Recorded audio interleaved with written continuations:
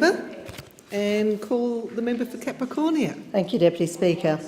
Agriculture is the industry that has driven Australia's economy to be one of the world's most envied. Since even before the First Fleet, farming has been part of how people managed to survive and thrive in this country. For our early settlers, agriculture in exotic land posed a range of risks and difficulties.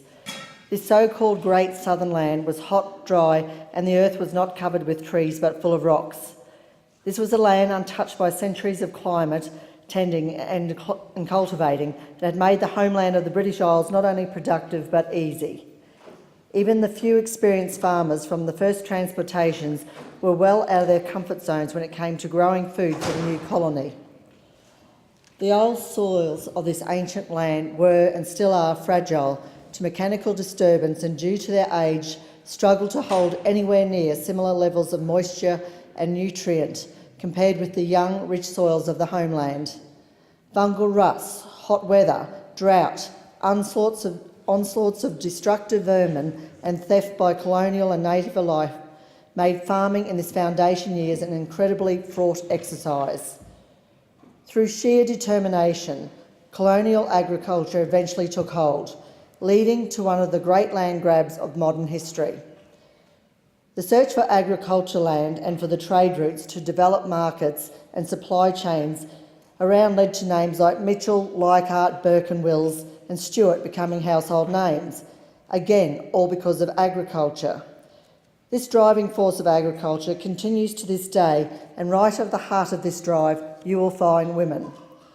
From the earliest days of developing the livestock industries that would become such an enormous part of the central Queensland economy, women have driven success.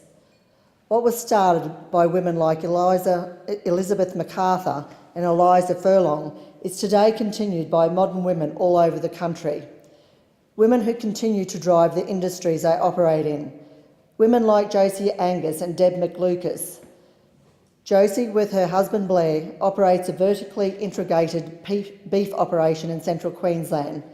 The Anguses are passionate about providing the highest quality protein they can, and they provide it to customers around the world.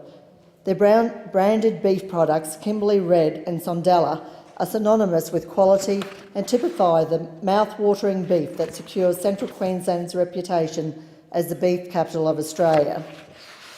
While an entirely different operation, Deb McLucas' Freckle Farm is one of innovation and carefully holistic management.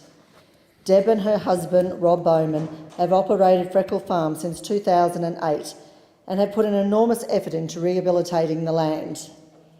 Taking what was a depleted cane farm and developing a sustainable, productive grazing enterprise in the Pioneer Valley, Deb and Rob have developed a reputation for producing highly sought-after free-range eggs, pork and beef, trading to local restaurants and markets.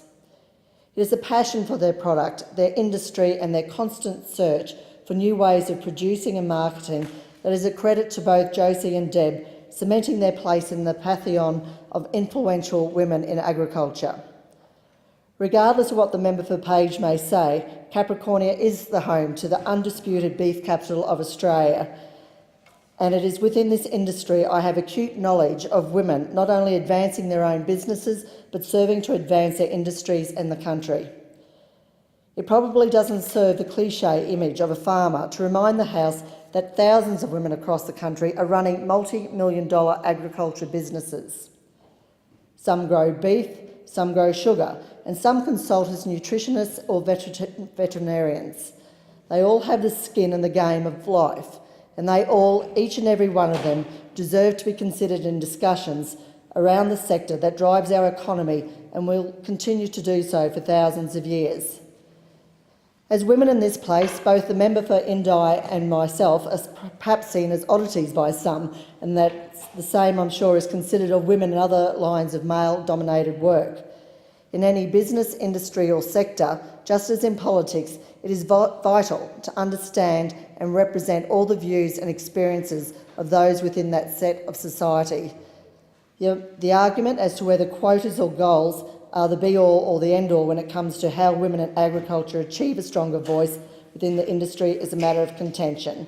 One thing we can all agree on is the immense impact women have had on the sector and will continue to, While ever the sun shines, the rain falls, and people need to eat and to clothe themselves. I thank the member.